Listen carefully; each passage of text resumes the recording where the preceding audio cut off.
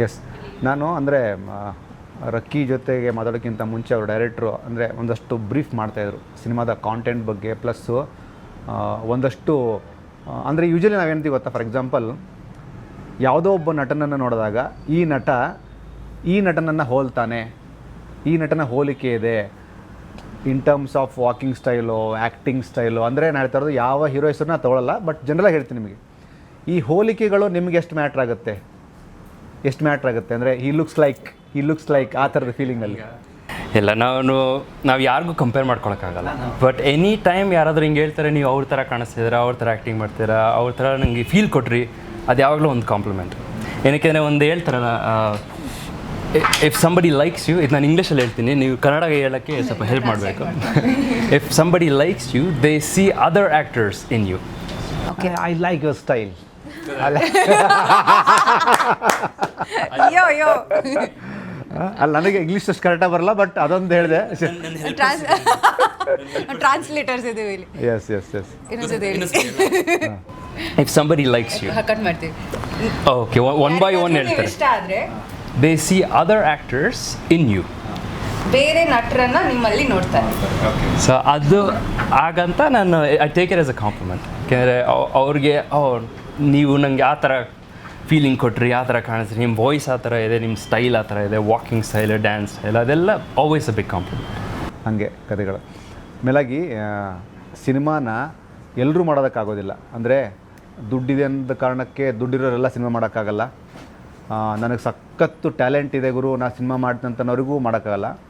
Cinema ಅನ್ನೋದು ಅದು ಆಯ್ಕೆ ಮಾಡುತ್ತೆ, ಚಾಯ್ಸ್ ಮಾಡುತ್ತೆ, ಅಂದರೆ ಸೆಲೆಕ್ಟ್ ಮಾಡುತ್ತೆ. ಅದು ಆ ಥರ ಆ ಟರ್ಮ್ಸಲ್ಲಿ ನೀವು ಆ್ಯಸ್ ಆ್ಯಕ್ಟ್ರಸ್ಗಳಾಗಿ ಈ ಸಿನಿಮಾದಲ್ಲಿ ನಿಮ್ಮ ರೋಲನ್ನು ಹೇಗೆ ಪೋರ್ಟ್ರೇ ಮಾಡಿದ್ದೀರಿ ಆ್ಯಸ್ ಆ್ಯಕ್ಟ್ರಸ್ಗಳಾಗಿ? ಸೊ ನನಗೆ ಸರ್ ಕತೆ ಹೇಳಿದಾಗ ಸಕ್ಕತ್ತಾಗಿದೆ ಕ್ಯಾರೆಕ್ಟರ್ ಅಂತ ಅನ್ನಿಸ್ತು. ತುಂಬ ಚಾಲೆಂಜಿಂಗ್ ಆಗಿರೋ ರೋಲು. ಆ್ಯಂಡ್ ನನಗೆ ನನ್ನ ಲೈಫಲ್ಲಿ ಈ ಥರ ಪಾತ್ರ ನಾನು ಯಾವುದೂ ಮಾಡಿರಲಿಲ್ಲ. ಆ್ಯಂಡ್ ನಾನು ಇದನ್ನು ಯುನೋ ಐ ಡೋಂಟ್ ನೋ, ನಾನು ಇದು ಎಕ್ಸ್ಪ್ಲೋರ್ ಹೇಗೆ ಮಾಡ್ತಿದ್ದೆ, ಅಥವಾ ಐ ಡೋಂಟ್ ಥಿಂಕ್ ನಾನು ಮಾಡ್ತಾ ಇದ್ದೆ ವೆಂಕಟ್ ಸರ್ ಈ ಕತೆ ಬರ್ತಿರಲಿಲ್ಲ ಅಂತಿದ್ರೆ. ಸೊ ನನಗಂತೂ ಬಹಳ ಚಾಲೆಂಜಿಂಗ್ ಆಗಿತ್ತು ಈ ಪಾತ್ರ. ಆ್ಯಂಡ್ ವೆರಿ ಸ್ಯಾಟಿಸ್ಫೈಡ್ ಆ ಥರ ಒಂದು ಪಾತ್ರ ಕೊಟ್ಟಿದ್ದಾರೆ. So all thanks to Venkat sir ಅವ್ರ ಈ ಪಾತ್ರ ಬರ್ತಿದ್ದಕ್ಕೆ. And it's a strong character. So ಎಷ್ಟೊಂದು ಸಿನಿಮಾಗಳಲ್ಲಿ ಫೀಮೇಲ್ ರೋಲ್ಸ್ಗೆ ಅಷ್ಟು ಇಂಪಾರ್ಟೆನ್ಸ್ ಇರಲ್ಲ, ಬಟ್ ನಮ್ಮ ಸಿನಿಮಾದಲ್ಲಿ ಫೀಮೇಲ್ ರೋಲ್ಸ್ಗೆ ತುಂಬ ಇಂಪಾರ್ಟೆನ್ಸ್ ಕೊಟ್ಟಿದ್ದಾರೆ, ನನ್ನ ಪಾತ್ರ ಆಗಲಿ ಅಥವಾ ಪಲ್ಲವಿ ಪಾತ್ರ ಆಗಲಿ. ಸೊ ಅದಕ್ಕೆ we are very thankful to Venkat sir. Even ನಿಮ್ಮ ಇದರ ಪ್ರಿವಿಯಸ್ ಸಿನಿಮಾ ತಿಮ್ಮನ ಮೊಟ್ಟೆಗಳು ಕೂಡ ನಾನು SRVL ಶೋ ಆದಮೇಲೆ ಹೇಳಿದ್ದೆ, ತುಂಬ ಚೆನ್ನಾಗಿದೆ ಪಾತ್ರ ಅಂತ. ಅಂದರೆ ಪಾತ್ರಕ್ಕೆ for example duration doesn't matter, if I am not wrong, ಅಂದರೆ ಡಸಂಟ್ ಮ್ಯಾಟರ್ ಆಗುತ್ತೆ. ಎಷ್ಟು ಸೆಕೆಂಡು, ಎಷ್ಟು ನಿಮಿಷ, ಎಷ್ಟು ಇಡೀ ಸಿನಿಮಾ ಪೂರ್ತಿ ಇರ್ತೀವ, ಅದು ಇಟ್ಸ್ ಆಲ್ ಅಬೌಟ್ ಅಂದರೆ ಡೈರೆಕ್ಟರ್ ಕಾಲ್. ಅದು ಆ ಪಾಯಿಂಟ್ ಆಫ್ ವ್ಯೂ ಇವನ್ ಈ ಸಿನಿಮಾ ಕೂಡ ನಿಮಗೆ ಚೆನ್ನಾಗಾಗಲಿ ಅಂತ ಹೇಳ್ತೀನಿ. ವೆರಿ ಇಂಟ್ರೆಸ್ಟಿಂಗ್ ಕ್ಯಾರೆಕ್ಟರ್, ನನಗೆ very challenging actually. Super. Pallavi ನಿಮ್ಮದು? ನನ್ನ ಪಾತ್ರ ಇದರಲ್ಲಿ ಜೆನ್ಸಿ ಹುಡುಗಿ ಪಾತ್ರ. ಅವಳು ಕೊಟ್ಟಿದ್ದಾರೆ, ಕರೆಕ್ಟಾಗಿ ಕೊಟ್ಟಿದ್ದಾರೆ. ವೆಂಕಟ್ ಭಾರದ್ವಾಜ್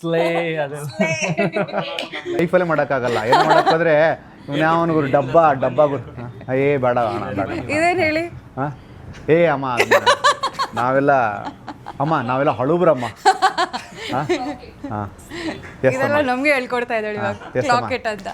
ಹೇಳಮ್ಮ ನಿನ್ನ ರೋಲ್ ಬಗ್ಗೆ. ನಂದು ಜೆನ್ಸಿ ಹುಡುಗಿ ಪಾತ್ರ. ಅದರಲ್ಲಿ ಪ್ರೀತಿನ ಅವಲಂಬಿಸ್ತಾರೋ ಒಂದು ಹುಡುಗಿ, ಅಂದರೆ wanting to be understood, to be seen, to be noticed. The most interesting ನನಗೆ ಇದರಲ್ಲಿ ಪಾತ್ರದಲ್ಲಿ ಅಪ್ಪ ಮತ್ತು ಮಗಳು ಡಿಯೋ. ಅದರಲ್ಲಿ ಪ್ರೀತಿನ ಹಿಡಿದಿಟ್ಕೊಂಡು ಸಾಕು ಜಾಸ್ತಿ ರಿವೀಲ್ ಮಾಡ್ತಾ ಇದ್ದಾರಾ? ಅಂದರೆ ಅರ್ಥ ಆಯ್ತಮ್ಮ, ಚೂರು ಹೇಳ್ಬಿಟ್ರೆ ಮತ್ತೆ ನಿನ್ನ ರೋಲ್ ಮಾಡುವಾಗ ಆಲ್ರೆಡಿ ಈ ಹುಡುಗಿ ಪಾತ್ರ ಇದೆ ಅನ್ಕೊಂಡ್ಬಿಡ್ತಾರೆ. ಆ ಇಂಟ್ರೆಸ್ಟಿಂಗ್ ಹಂಗೆ ಹೊಳಿಲಿ ಆ ಪಾಯಿಂಟ್ಸು. ಎಸ್, ನಿಮ್ಮದು ರೋಲು? ನಂದು ರೋಲ್ ಹೆಂಗೆ ಡಿಸ್ಕ್ರೈಬ್ ಮಾಡ್ತೀನಿ ಅಂದರೆ, ರಗಡ ರಾಕಿ ಹಾಡು ನೋಡಿದ್ರಲ್ವಾ, ಅದರಲ್ಲಿ ತಲೆ ಕೆಟ್ಟಿರೋ ಗಿರಾಕಿ, ಸೊ ಯಾವಾಗ ಬೇಕಾದ್ರೂ ಅವನು ಎಕ್ಸ್ಪ್ಲೋರ್ಡ್ ಆಗ್ಬೋದು ಯಾರ ಮೇಲಾದರೂ, ಅಂದರೆ ಫುಲ್ ಆ್ಯಂಗ್ರಿ ಅವನು. But at the same time ಅವನು ಎಲ್ರೂ ಟೀಸ್ ಮಾಡ್ತಾ ಇರ್ತಾನೆ, ಒಂದು ಸ್ವಲ್ಪ ಬುಲ್ಲಿ ಮಾಡ್ತಾ ಇರ್ತಾನೆ. ಏಕೆಂದರೆ ಅವನ ಸ್ಟೈಲ್ ಅದೇ ಥರ ಇದೆ, ಇಸ್ ವೆರಿ ಸ್ಟೈಲಿಶ್. ಅದ್ರ ಜೊತೆಗೆಲ್ಲ ಒಂದು ಸ್ವಲ್ಪ ಜಾಸ್ತಿ ಡವ್ ಅವನು. ಅಲ್ಲ ನಿಮ್ಮ ಎಲ್ಲ ಒಂದು ನಿಮಿಷದ ಮಾತಲ್ಲೇ ಒಂದು 3-4 ಥರದ್ದು ಸ್ರಾಗಳಿದೆ ಗುರು. ಹಿಂಗೆ ಬಂದು ನೈಸ್. Is a gangster. ನನ್ನ ಪಾತ್ರ ಇನ್ನೊಂದು ರೀತಿ ವರ್ಣಿಸ್ತೀನಿ ಪರ್ಮಿಟ್ ಆಗಿ. ಇಲ್ಲ ಅವರಿಗೆ ಫೀಲ್ ಆಯ್ತು ನಾ ಮತ್ತೆ ಇಂಟ್ರಪ್ಟ್ ಮಾಡಿದ್ನಲ್ಲ. ಕಟ್ ಮಾಡಿದ್ರಲ್ಲ ಸಾರಿ ಆಕ್ಚುಲಿ ಒಂದು ಪ್ರಿಪೇರ್ ಸಾರಿ ಪಲ್ವಿ ಹೇಳಮ್ಮ. ರಕ್ಕಿಯ ಪ್ರೀತಿಯ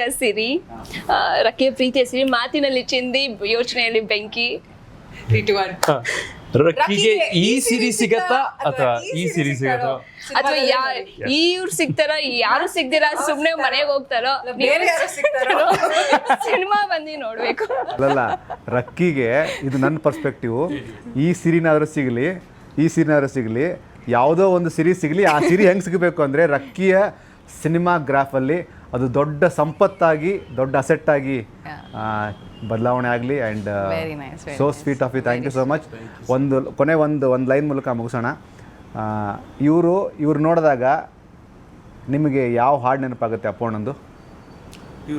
ಹಾಂ ನೋಡಿ ಎಷ್ಟೆಲ್ಲ ಇವ್ರು ನೋಡಿದಾಗ ಅಪ್ಪು ಅಣ್ಣಂದ ಅವ್ರ ಹಾಡು ಯಾವ್ದು? ಆ್ಯಕ್ಚುಲಿ ಮೇ ಬಿ ನೀವು ಅನ್ಕೊಬೋದು ಇದೇನೋ ಹಿಂಗೆ ಅಂತ, ಬಟ್ ಹೇಳ್ತೀನಿ ಕೇಳಿಸ್ಕೊಳ್ಳಿ. ಇವ್ರ ಎನರ್ಜಿ ಯಾವ ಥರ ಇದೆ ಅಂದರೆ ಜಾಕಿ ಹಾಡಿದೆಲ್ಲ ಆ ಥರ ಇದೆ. Filled with energy.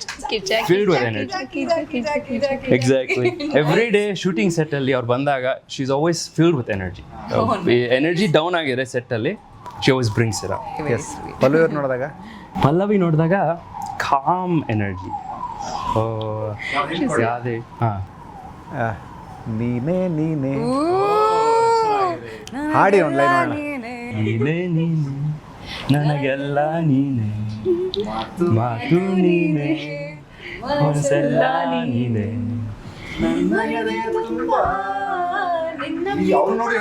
ಇವಾಗ ಬೇಜಾರ ಇಲ್ಲ, ಅವ್ರಿಗೆ ಜಾಕಿ ಅಂತಂದಲ್ಲ. ಓಕೆ.